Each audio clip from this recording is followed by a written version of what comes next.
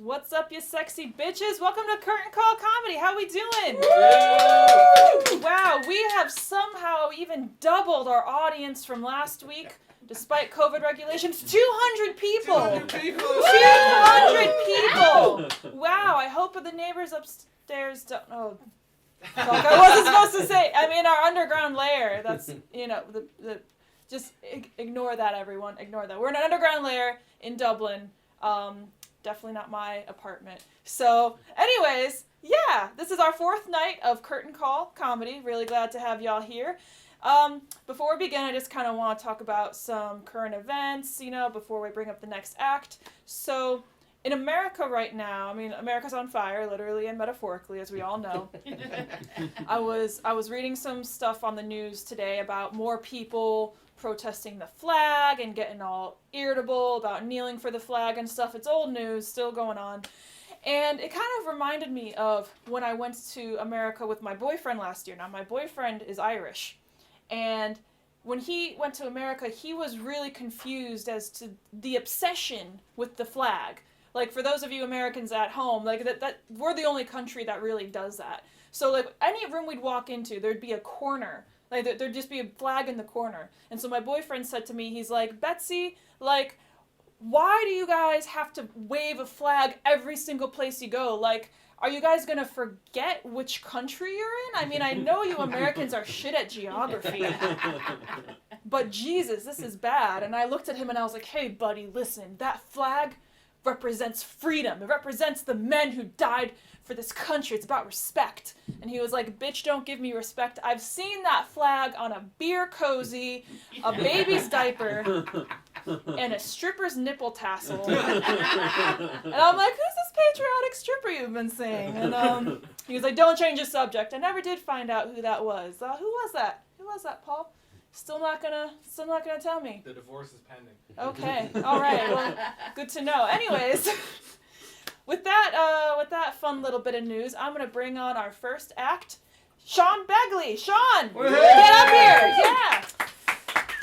Hello, everyone. I appreciate that and all, but if 2020 has taught us anything, it's lower your expectations. So, yeah. So my mother often uses the old saying, the way to a man's heart is through his stomach, and that's why she lost her job as chief of cardiovascular surgery in St. Vincent's Hospital.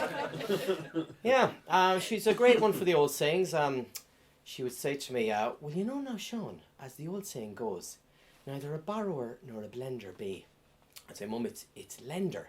She'd go, oh yeah, that makes more sense actually. And that other one she has, she goes, well, you know now, Sean, as the old saying goes, denial is not just a river in China. I'd say, Mum, it's Egypt. Oh, sorry, you're right. Egypt is not just a river in China. You're dead right. You're dead right. And one she used recently was, well, you know now, Sean, I've never said any of those things, and this isn't even my real voice. Would you stop making a holy show of me when you're on the stage and telling your lies? So, in that spirit, here's a genuinely true story involving my mother from last December. I posted something on Facebook which kind of upset her. So, I'll show you the image first. That's the image here. You can see that. That's the Virgin Mary, Immaculate Heart. And the caption that I had with it is, all Mary wants for Christmas this year is some Gaviscon. So it's a heartburn medication if you're not familiar. So the terms blasphemy and sacrilege were used. No, I wasn't the one that told her about it. It was my brother Tig, because he knew exactly how she would react, of course. This is a guy, he lives in Kildare these days. Not bragging, like, it's just where he lives, And met up with him there in Kildare Village a while back, and we're having coffee, and this American tourist comes up, and she goes, excuse me, guys. She wasn't very good at the accent, She goes, excuse me, guys, my GPS is broken. I'm looking for the Irish National Stud. And he goes, I've good news for you, love. Your search is over. So that's the kind of guy my brother is. So, with the whole lockdown and everything, I have a lot of time to ponder on stuff. One of the main things I've been thinking about is having a vasectomy. Because... I've been locked up with my children. The problem with having a vasectomy is that it doesn't stop you from having the children that you already have, So I've been involved in the development of an app to provide advice and support on the whole issue. We're going with the working title of Snipchat, but we think the public might confuse it with obviously the more ubiquitous Snapchat, but there's clearly a vast difference between the two of them. Just a little biology joke there for you. So, what else has been going on? Let's see. My children, as I mentioned, I have 4 of them. They are 5, 8, 12 and 14, which are kind of weird names for children, but I've picked them, And I've been pondering a lot about my granddad recently. It's around this time of year that he passed away, and we only found out a couple of years back actually that he was a fighter pilot during World War II. And as the story goes, he shot down 8 Messerschmitts and 2 Junkers, which apparently is a pretty good military record. And we're fairly proud of him, unlike his colleagues in the Luftwaffe, who were absolutely livid. Now, that's obviously a joke, but he was a pilot. He did shoot down, I think it was 10 German aircraft in total, although this happened in the 1960s, so it sort of makes it marginally less heroic. But as the Germans might phrase it themselves, c'est la vie, So he was a great guy. He had quite a few health problems in his time, and remember this one particular occasion he suffered a terrible asthmatic attack. He was just walking along, and 6 asthmatics jumped out of the bushes and kicked the shit out of him. So he ended up in the hospital, and it was kind of touch and go. His heart rate was very erratic, his breathing was shallow, and we thought he was a goner at that point. But this amazing doctor, he came in and he stuck 2 little plastic wheels to either side of his body, and he stabilised immediately. Thank you. So, no. I won't accept it. As I mentioned earlier on, with the 4 kids, it can be extremely stressful. And there's nothing I prefer in those stressful moments than to sit down and sip on a cool glass of fabric softener. Now, I don't like the taste. It just gives me a bit of comfort, So, yeah, you're right. You're dead right. That is the correct response. But genuinely, because of the stress, I have this condition called psoriasis, which is it's a flaking skin condition, and not, as my eldest, 14, suggested, the itchiest night of the round table. Psoriasis, which is a pretty good joke for a kid. Now, obviously not one of the real knights. The real knights were Sir Lancelot, Sir Galahad, and the only Jewish knight who was, of course, circumcised he was. Now, the original version of that joke was a lot longer, but I snipped a bit off the end. I think the French one's much better now. And incidentally, it was a friend of mine helped me with the joke. It was a German guy called Helmut, appropriately enough. So the joke, he's actually Austrian. As I mentioned about my granddad, and he being a great guy, big heart, or to give it its proper medical term, cardiomegaly. Which is what killed him in the end. And I remember his funeral.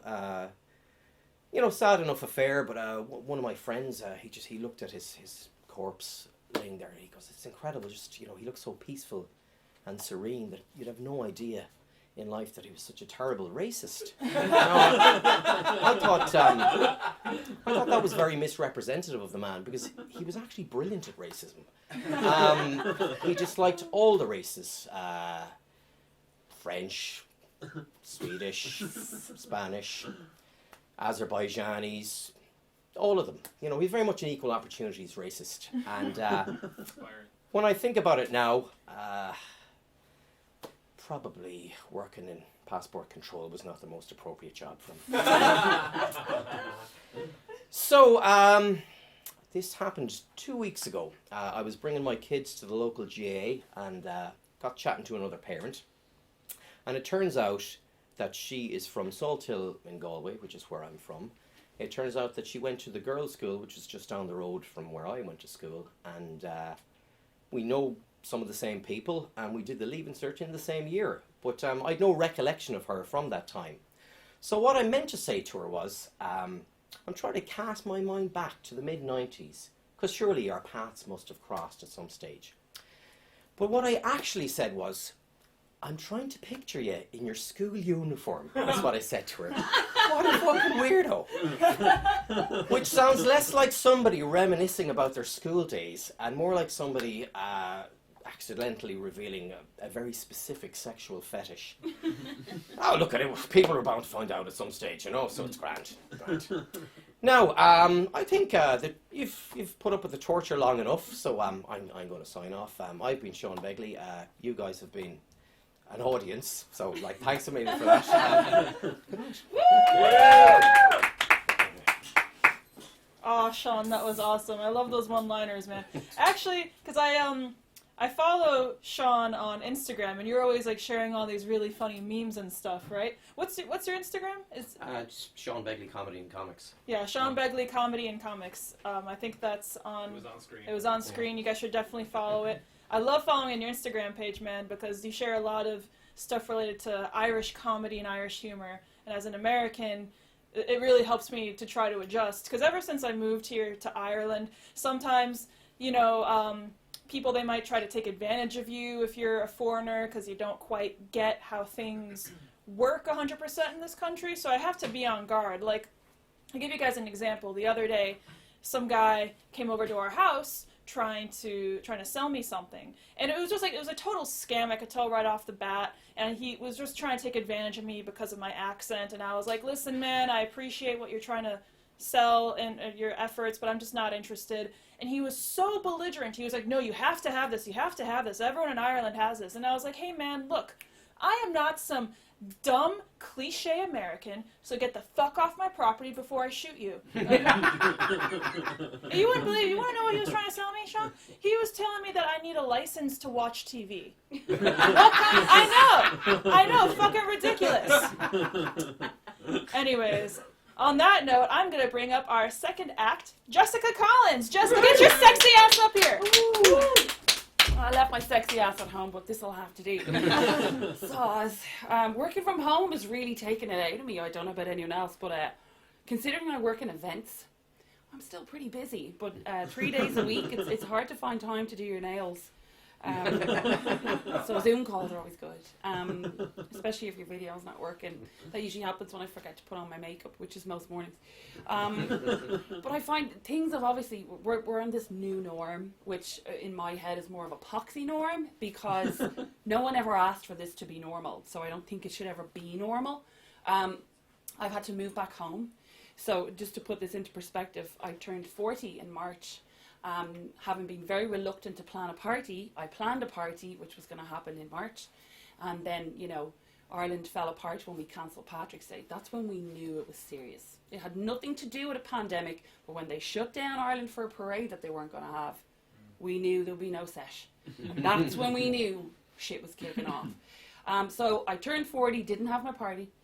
And then we went into full lockdown, where unless I had my weed, it was pretty intolerable. So thank you for the herb. It really did help. It didn't help that I gained a COVID stone, so that can go fuck itself along with COVID. COVID's like that friend in your group that is always miserable. You know, that friend that just sucks the happiness out of everybody.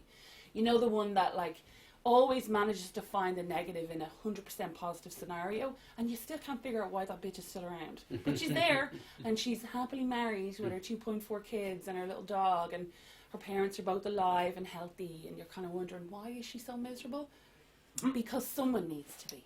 And she's COVID. She's COVID. So every time we've had a chance to optimize this lockdown, COVID's come along and said, okay, well, you like to shop. Okay, well, you have a choice. You can grocery shop and stand in a queue for 40 minutes, or you could do it online and wait 5 months for your delivery. So you take your pick and see what happens.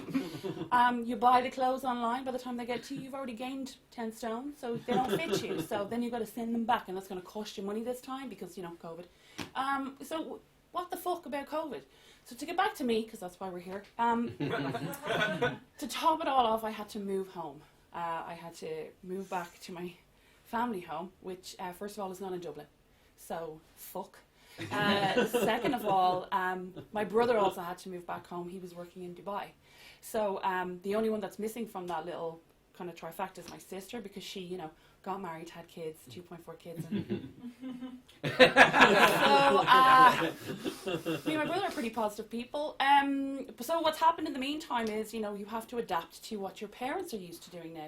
Your parents have had a whole life without you being there. They've changed my bedroom into a gift wrapping station, and I've been now pushed up to the attic. That could be a promotion, it could be a demotion, depends on where. I find it quite humbling because they don't smell the weed when I smoke it out the Velux windows. But what I will say is, I think the low point for me was when I found I had to put my name on my knicker label because me and my mum wear the same knickers, and I don't wear like the granny panties. So yay for my dad, but ew. So if I ever get run over by a bike, a cyclist, or a really bad driver, people will know my name and where I'm from. So that's always good. It's always good. So I may have gotten older, but I've technically Benjamin Button back to primary school with that one. But I think also in the height of all of this stuff, I think what's really important is we were to a certain point guided through this entire catastrophe with what can only be described as the young guns, the rebels, the solid kind of governing body that we had. We had, as I said earlier, the trifecta of Simon Harris, who barely wore a tie, open collar, sleeve rolled up. You knew this fucker meant business. Every day you saw him, he was a little bit greyer in the hair and a little bit tighter in the face, but we knew he was working hard to learn those numbers. We had Leo, our topless Taoiseach, who, let's face it, going brown bag drinking in the Phoenix Park, topless, toned and richer fella, who, let's face it, is much better looking than he is. That was kind of solidified our union with our new Taoiseach, because we kind of said, you know what, he's all right now, he's kind of sound. We didn't know for it's kind of like that girl in school. You don't know her for 5 years of a 6-year course in school, but in 6th year you get to know her and she's like, she's fucking sound. That was Leo. He's fucking sound, man, he's fucking sound.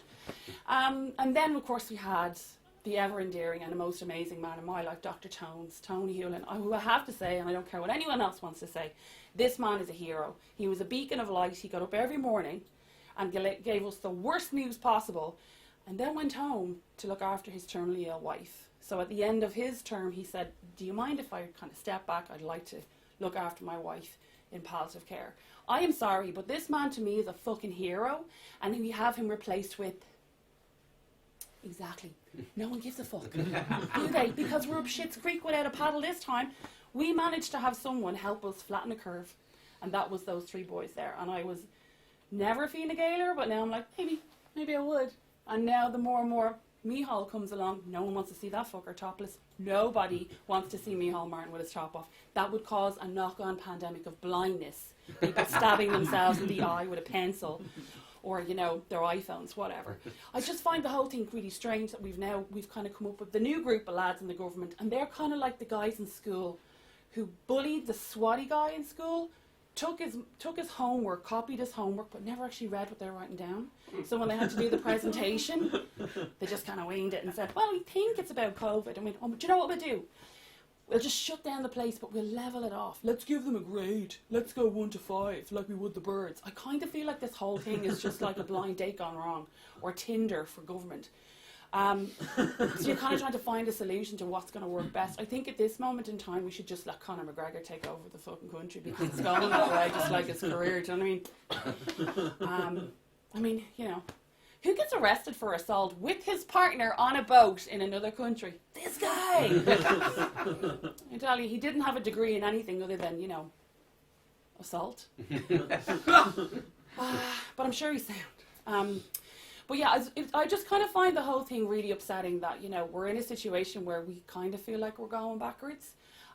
We've been the most well-behaved we've ever been as a country in, I think, forever. I mean, I think we even did better when the English had us back. Do you know what? We even had a better education when we had the bush schools back in the days of the famine when the British took over. That's how bad the government is to me right now. So, come on, stick them up. I can take these on, because none of you know who I am. But I think they've big pairs of shoes to fill, which, let's face it, size does matter in this case, and none of them are equipped to handle this nation as we are. And I think at the end of the day, I think we should all just go on the piss. And if you die, you die. Because, do you know what? If you drink too much, you're probably going to put yourself at risk anyway. So, I think we've gotten rid of most of the shitbags. Just the ones in government we need to find rid of now. I don't even usually talk about politics, but these people annoy me so much. So, hey, where are you from? Hey, what's going on? I'm totally kidding. I'm trying to go there right now. So I'm going to go now because I feel like my weed is wearing off and I'm going to start talking more shite. So I've been Jess. You've been great. Thank you. Thanks so much, Jess. Yeah. So, yeah. Quarantine sucks, guys. Although one good thing that's happened is that housing and renting prices have gone down significantly, so now we can finally, stick it right back to those landlords.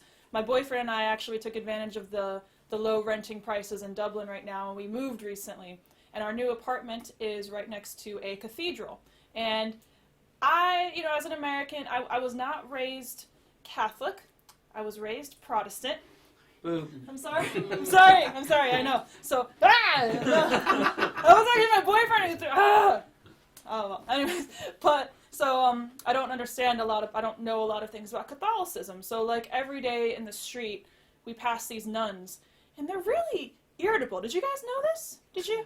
I'm surprised. No, I was like, I thought they have to be nice, because they're, like, God's bitches or something. Right? They're not Like, getting laid, so. That's it. Oh, thanks for stealing my punchline, David. Nobody heard him. No one Oh, heard him. okay. Oh, just ignore that. So I asked my boyfriend, and this guy acted like nothing happened. I asked my boyfriend, I'm like, why are they so irritable? And he's like, well, Betsy, you'd be grumpy too if you weren't having sex. She explains why the priest seems so chipper. Oh, pedophilia in the house, not in this house, but just in the you know what I mean. Anyways, yeah, especially after youth services, they're quite in a good mood.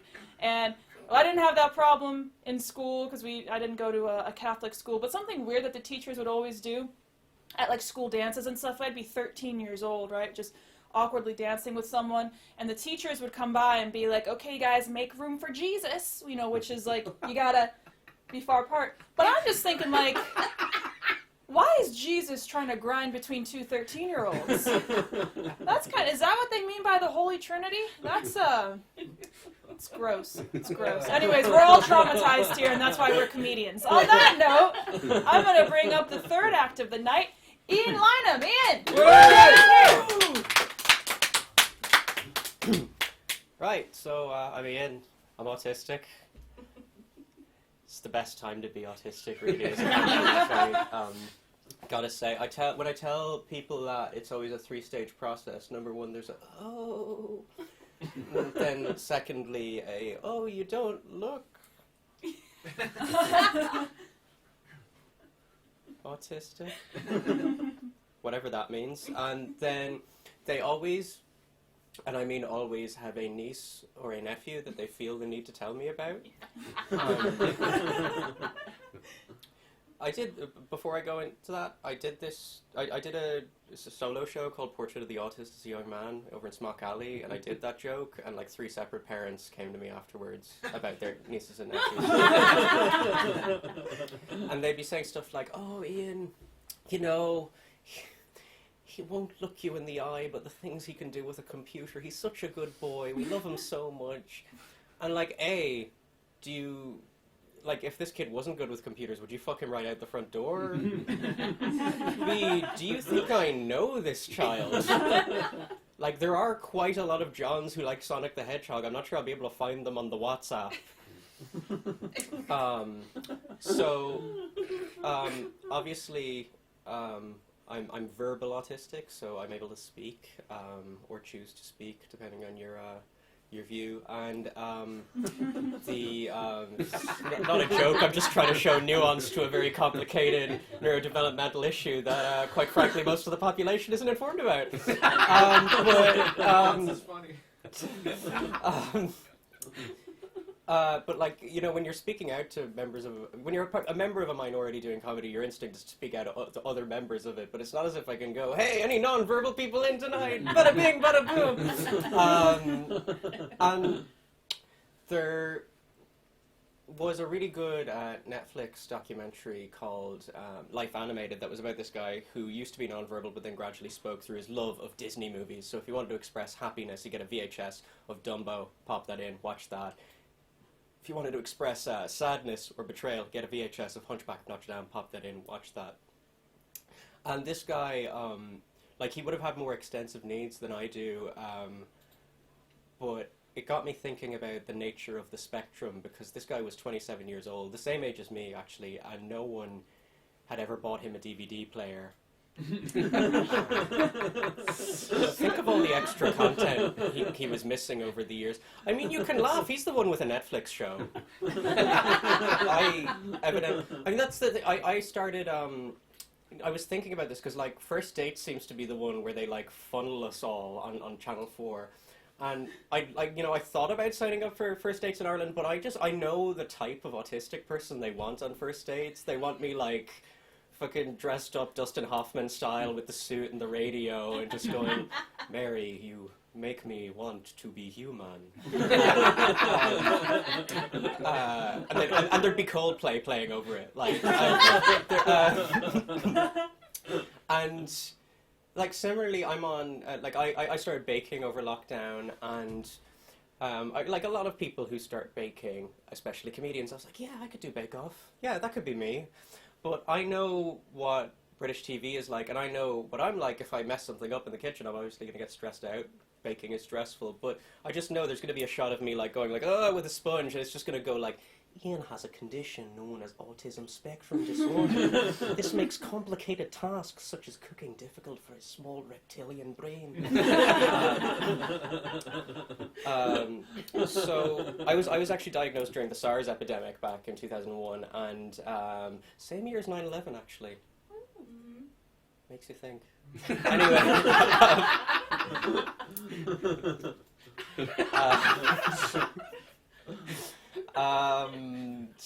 That was ad-libbed, I'm sorry.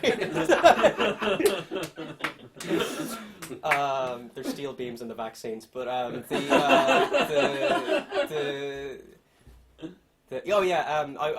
was initially diagnosed because of like chronic hand washing. Like I was getting it so bad, like I had dermatitis, my hands were bleeding all the time.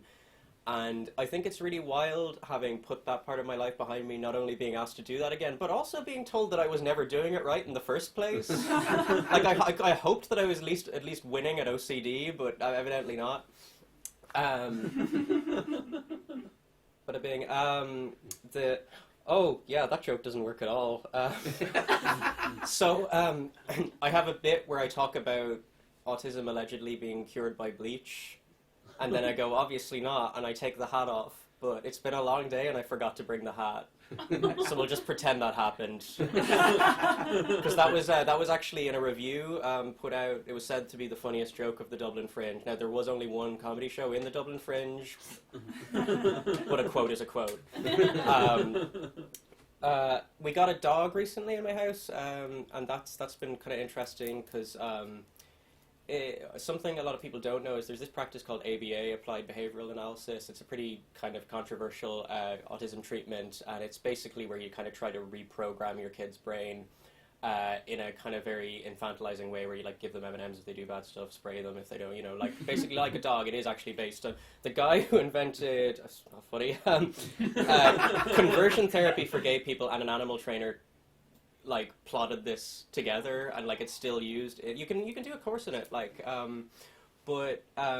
so it got me thinking the whole time, like it makes it really hard for me to train a dog because the empathy kicks in. I was just like, no, I'm not sure if I want to change the core aspect of this dog's personality, and then I'm like, oh no, it's a dog. But it was weird hearing my mum say stuff about the dog in that context, because I remember her, the dog being asleep at one point, and I was like, oh, I'm a bit worried about this dog. It's, like, seems to be whimpering, and it's sleeping quite a lot. And she's like, oh, no, it just needs a lot of rest. It's really overstimulated. And I was like, okay, interesting. Right, interesting. That the dog is allowed to be overstimulated and sleep a lot. But evidently when Ian does it, okay. And then there was like, oh, we need to take it away from this event. It's getting really, like, the sound is too much. It's having a sensory overload. It's like, okay, interesting. The dog is allowed to be overloaded. It's not just looking for attention. Very interesting. And then we got to the point where we're training the dog, because it's getting separation anxiety, that it's been, it's only a puppy. It's been crying quite a lot at nighttime when we're out of the room. And she was just like, no, look, we can't coddle it. We can't come in every time it cries. She's just going to have to scream herself to sleep. And I was like, that tracks, actually. That's, yeah, fair enough. The term you hear a lot in the autism community is superpower. Like, I've heard a lot of people saying, like, ADHD is my superpower, or autism is my superpower. And I get it. You're like, oh, let's try and take the language away from illness and put it towards something more productive. But my favorite superhero growing up was Batman. And famously, he was scared of bats and used this fear to strike, terror into the hearts of Gotham's criminals. But, like, that means I can never be a superhero, because how am I meant to fight crime dressed as the concept of change? There's, oh, should I? Yeah, no, I will, actually. Right, there's, after the, like lots of people, I got Disney Plus during lockdown. I started watching all the Avengers movies again, and it reminded me that back in, like, 2016, when they were doing Infinity War, Chris Evans, had that big beard as Captain America, and then he shaved it down to a mustache, and everyone was like, oh, are we ready for Captain America with a mustache? Will he be keeping it for the film? Oh, I'm not sure. We're quite there culturally. And he even joked himself, like, oh, yeah, this mustache makes me either look like a, highway cop or an 80s porn star, which I think is a really unfair comparison, because one of those is okay with being filmed while doing their job. How many Americans did you say were watching this? 50. Oh, cool. So, like, I was diagnosed with Asperger's syndrome was actually the term we used at the time. We don't really use it anymore in the because it was the 90s, and we've grown the idea of the spectrum as a model. But, like, for people who get confused about it, I just say we only call it Asperger's when it's from the Aspie region of France. Otherwise, it's just sparkling autism. But I'm actually getting an ADHD diagnosis right now because, I can't help being the most interesting person in the room. But I've been seeing a series of psychologists towards that, and I forgot that, because I was never diagnosed in adulthood. I was diagnosed as a kid. I've not had to go through that gauntlet, but, like, they are strict. They will look for any reason not to give you that piece of paper. He was asking me about my hair. He was asking about my tattoos. Had they been done recently? Was this a bipolar thing? And it didn't help that I was, like, cracking little jokes the whole time. Like, he said, are you the type of person that chooses battles? And I was like, well, I like picking fights, if that's what you mean. And he's... but the one that really got him right was he said, you've had thoughts of depression, Ian. Has this ever translated into, like, suicidal thought or suicidal ideation? I was like, well, no, I have problems with commitment, don't you know? And I swear, I think the guy gave himself carpal tunnel. He was fucking writing that quickly. But for those of you who are concerned about that, I've actually never been tempted, and I think a lot of autistic people would never be tempted towards that specific thing, because, I went through my, like, edgy phase when I was a teenager. I tried reading Nietzsche, and he has that famous quote, when you stare into the abyss stares back into you. Even the abyss wants me to make fucking eye contact with it. No way! Alright, that's me. Oh, I fucking love that. Sparkling autism. Gets me every time. I fucking love that joke. Well, our next and final comic is about to come up, but before I bring him on, I was having a bit of a chat with him right before the show, and turns out we have a lot in common, because he has an American girlfriend that he also met online, like my boyfriend, and I was like, oh, that's interesting. So, like, you also met her on Craigslist then. That's where you get all the foreign girlfriends, right? Well, don't you guys know America's a third world country now? It's no coincidence I came over here in 2016, so, yeah. No, but before I met my boyfriend, I was doing some of the online dating. And online dating's hard, guys. It's so bad. It's so bad. I mean, it's to the point where it's like, I know a lot of girls get worried about their safety and stuff, but I got to the point where I'm like, I'm just gonna fucking roofie myself to forget this whole experience. Popping them like aspirin, just, take them all. I don't give a fuck. But no, actually, I didn't meet my boyfriend online. That was just a setup for a joke. I actually met him in a martial arts class. He wasn't really hitting on me as he was just hitting me. So it's not abuse if you're both kinky, guys. On that note, I'm gonna bring up our next act. David Fleming, get up here, David! How's it going, everybody? Delighted to be here in this underground lair. It's not my first time performing in an underground lair, but it is my first time doing comedy in one. There's a few similarities. The drapes are very similar. People are laughing, but this time I want them to. And it's also been streamed on Lynam, but I'm aware of it, so that's good. But I have a piece of paper here that I'm going to periodically check because sometimes I forget things. But I'm delighted to be here. I'm delighted to be out of the house. Like Jess and so many other people, I've been working from home for the last couple of months since the start of all this. Well, if slowly gone mad while watching episodes of The Chase counts as work, which Tina in the Dole office has assured me it doesn't. So I'm still looking for a gainful employment. So you can comment if anyone wants to offer me a job doing anything, or you can hit me up on Instagram as well if you want to offer me a job. But I'm delighted to be here. I'm finally out of the house. It's kind of crazy the things you end up missing when you're kind of in lockdown. Like things that may be soul destroying or soul crushing. Personally, I can't wait to be a fucking commuter again. Can't wait to just get on the bus without a mask and like sit uncomfortably close to somebody while I hear one end of their phone call. Well, you just weren't feeling that way, now? No? Yeah, he sounds like a right prick, that fella. Yeah? Yeah? Yeah? You know Mercury's in retrograde, don't you? Yeah? Yeah, no, it is, yeah? Yeah, sure it must have been. What else could it be? Anyway, look, I have to get off, right? It's me stop. I'll give you a buzz later, yeah? Yeah, right. No! Where the fuck? You can't get off yet. I need to fucking hear the end of that shit. I need to hear the end of that. Come back, please. Jesus Christ. Well, the bus is great. I love the bus. I do love it. And in a way, like, I've always been a commuter ever since I was a kid. My dad actually is a bus driver, and my mum drives a taxi. So I'm intimately connected to Dublin City's transport networks, like so many of you. But I don't know, like unlike many of you, or maybe like some, my dad used to take me to work with him when I was younger, and when he was younger too. Because that's how time works in mysterious ways, doesn't it? But I used to love it. Like I used to love it. You get on the bus and I take people's money. I give them their tickets. I give them their change. That kind of thing. It taught me a sense of responsibility, I think. But it also taught me other things, Sean. It did, yeah. It taught me how to be late. Something I keep with me to this day. It taught me how to speed by people when I'm running for the bus. Can never learn too much about that. And my personal favourite, waiting until someone gets to the doors and then just fucking driving off. But, yeah, that was my dad. My man never brought me to work in the taxi because that would just be fucking weird, wouldn't it? And downright unsafe, let's be honest. But I always wondered, did people in other professions ever bring their kids to work? Did politicians, I wonder, did they ever bring their kids to work? Did Owen Murphy's dad ever bring little Owen with him to work in the Dole when he was a kid? Now, I'm not sure. You might remember Owen Murphy from 3 months ago. He hasn't been around much lately. But he used to serve as Minister for Housing, and he is still a Fine Gael TD. Still a Fine Gael TD. But he looks a bit like me, only he's about 6 inches taller, and he has no heart. So, yeah.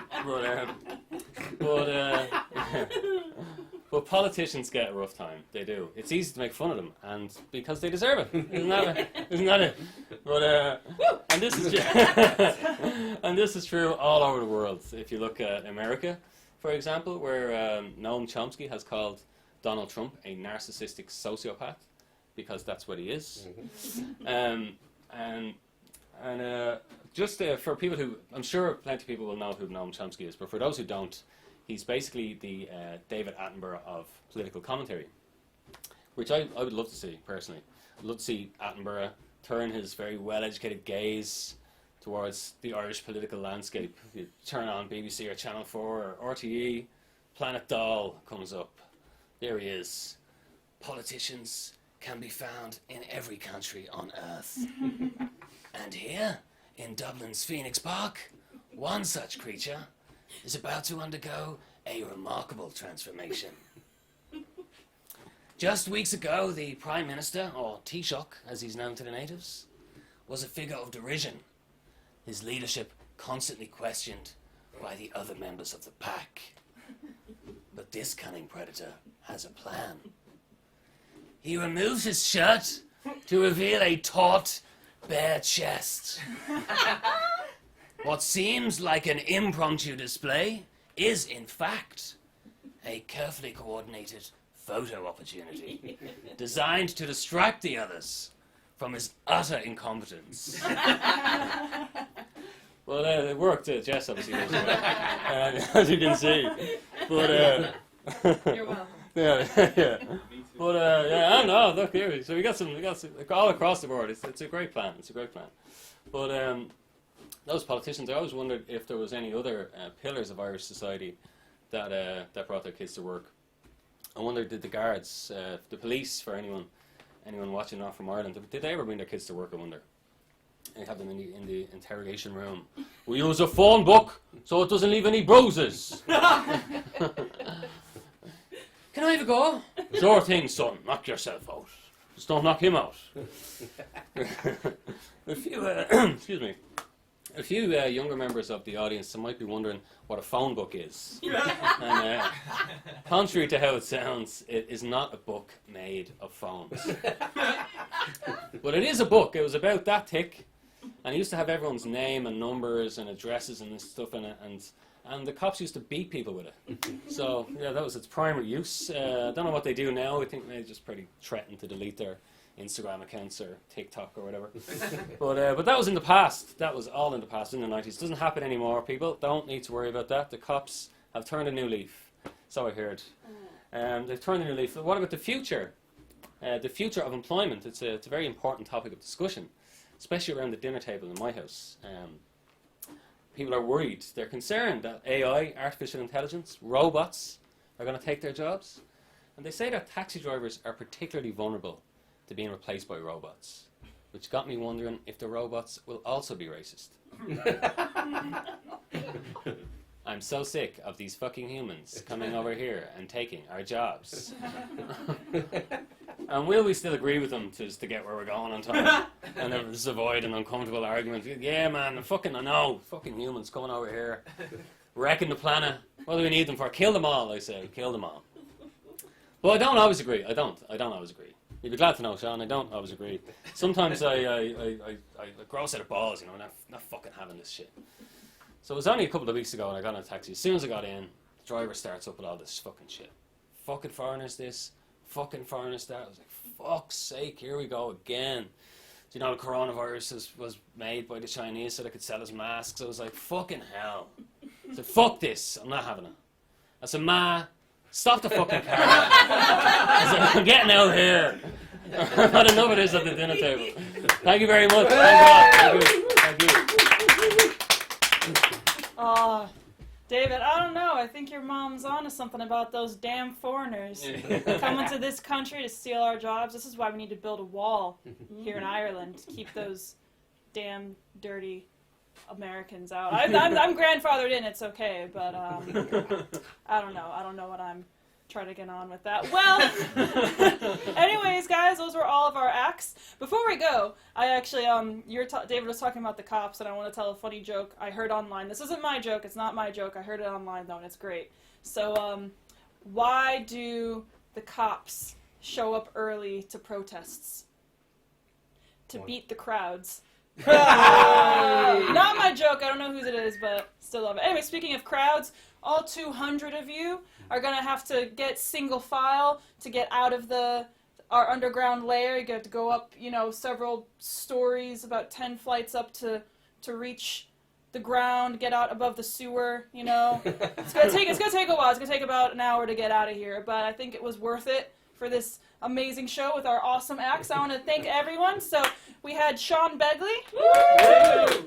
Then we had Jessica Collins. Woo! Then we had Ian Lynam. Woo! And we had David Fleming. All right, thanks everyone for watching and have a good night.